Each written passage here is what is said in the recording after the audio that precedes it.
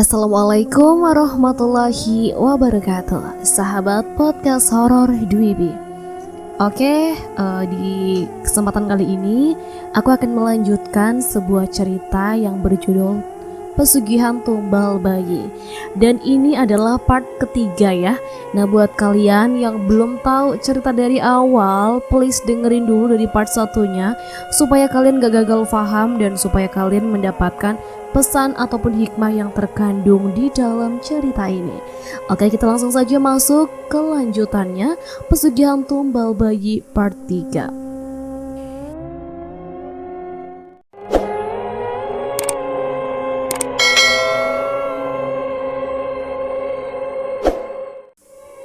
Setelah kejadian tersebut, Ujang tidak pernah lagi terlihat di tempat kerjanya. Ada yang bilang Ujang keluar dari kerjaannya dan memilih untuk mencari pekerjaan yang lain. Namun, Agus menyadari bahwa alasan Ujang tidak bekerja lagi adalah karena dirinya merasa malu terhadap Agus.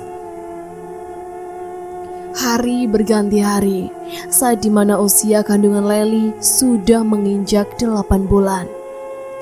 Ada banyak pemberitaan terkait bayi yang menghilang secara tiba-tiba ketika masih di dalam kandungan. Mereka meyakini bahwa ini adalah ulah dari pelaku pesugihan tumbal bayi. Agus yang mendapatkan pemberitaan itu langsung mengarah kepada Ujang dan juga istrinya. Keduanya memang belum kapok, walaupun sudah diketahui tindakannya oleh Agus. Total dalam semalam, jumlah bayi yang menghilang di desa sebelah sebanyak 5 orang. Namun ternyata korban bukan jatuh hanya kepada bayi-bayi saja.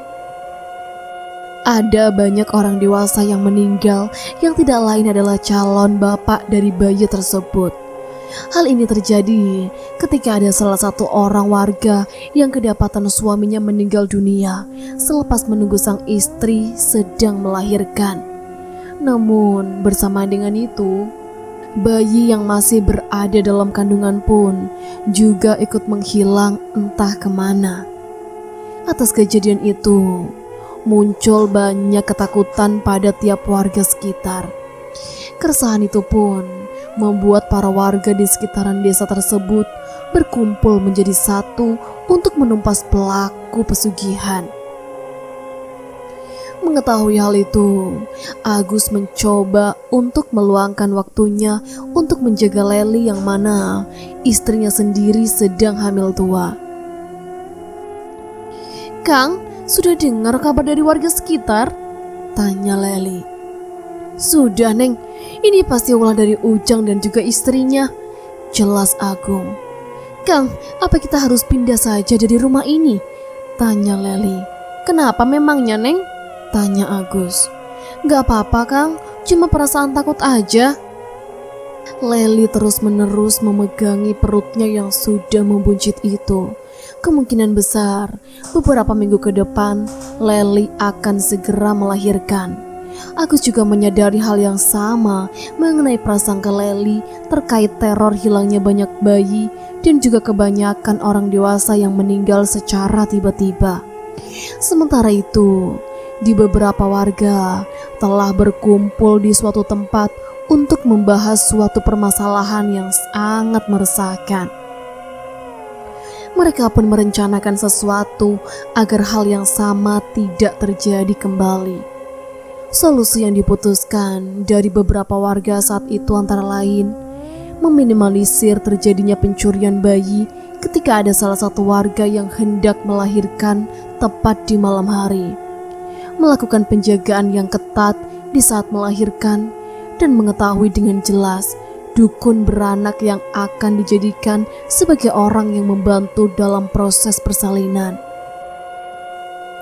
Sementara itu, mereka juga akan memagari tiap rumah warga dengan menggunakan bambu kuning dan lonceng yang telah dijadikan sebagai media penanda ketika akan terjadinya pencurian bayi.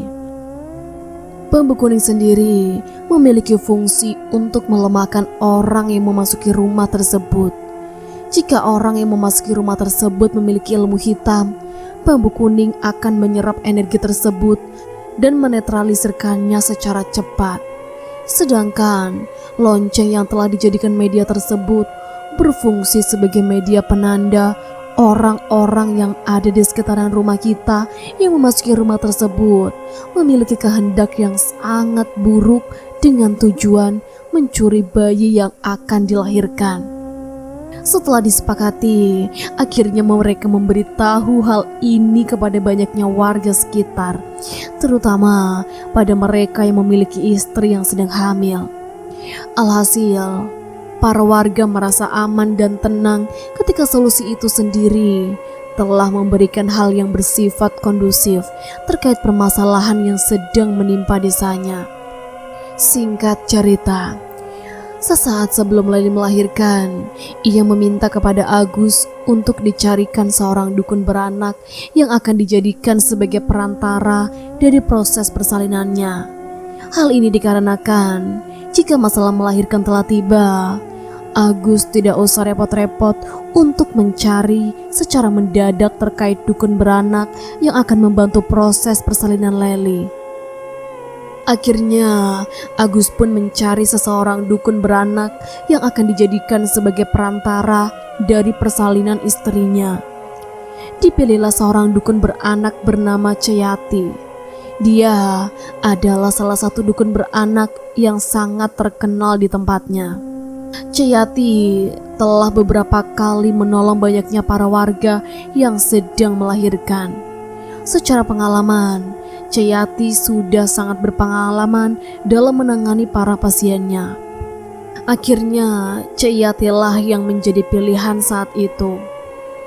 Beberapa hari kemudian, Leli sering mengeluh karena dirinya seringkali mulas. Sepertinya sebentar lagi Leli akan segera melahirkan.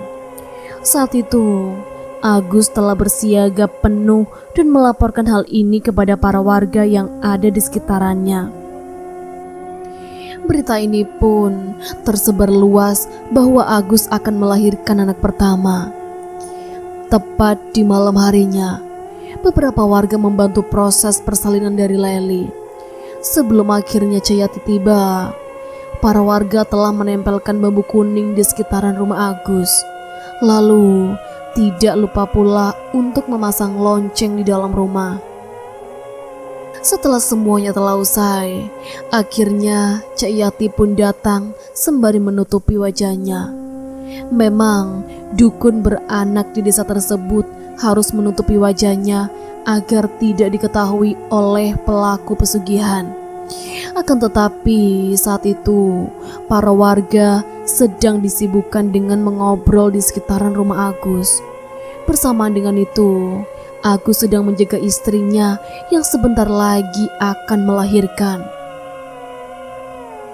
Namun kejadian yang aneh tiba-tiba terjadi di saat Ceyati akan memasuki rumah. Seluruh orang yang ada di sekitaran rumah tiba-tiba terlelap tertidur. Lalu dengan cepat Ceyati mencopoti seluruh bambu kuning yang terpasang. Bersama dengan itu, dia juga memasuki rumah dengan santai tanpa kendala apapun. Setelah memasuki rumah, Ceyati pun menyuruh kepada Agus untuk keluar karena persalinan akan dimulai.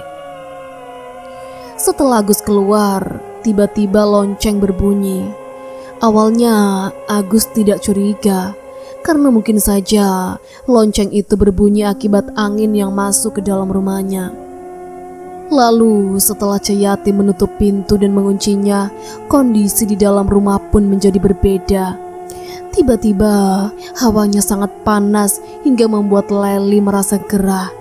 Dan manakala proses persalinan akan dimulai, lonceng pun berbunyi dengan sangat kencang. Agus yang berada di luar langsung terkejut ketika mendengar lonceng itu.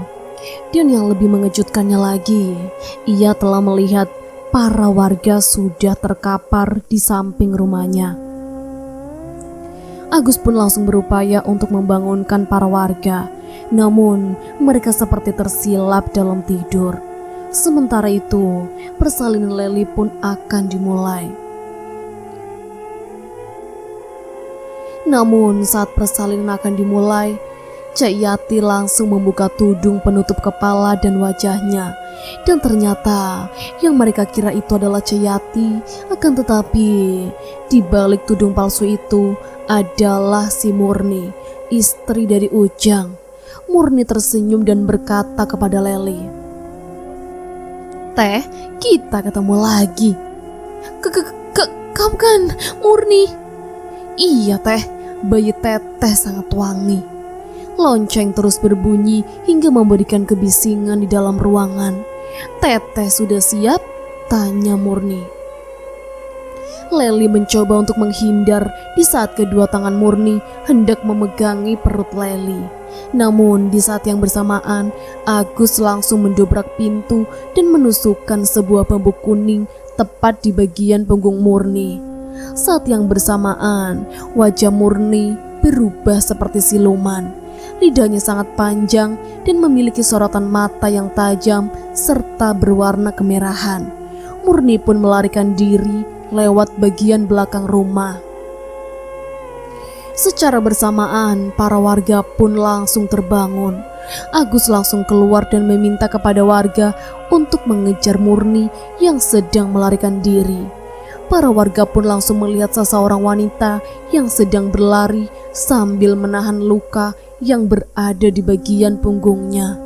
Lalu karena sebentar lagi Leli akan melahirkan, Agus pun langsung membawa Leli menuju ke dukun beranak lainnya. Selama dalam perjalanan, Agus masih terpikirkan dengan munculnya Murni. Ia berasumsi bahwa Murni nyamar sebagai Cak Yati, sedangkan Cak Yati masih berada di rumah. Akhirnya Agus pun menuju ke rumah Cak Yati.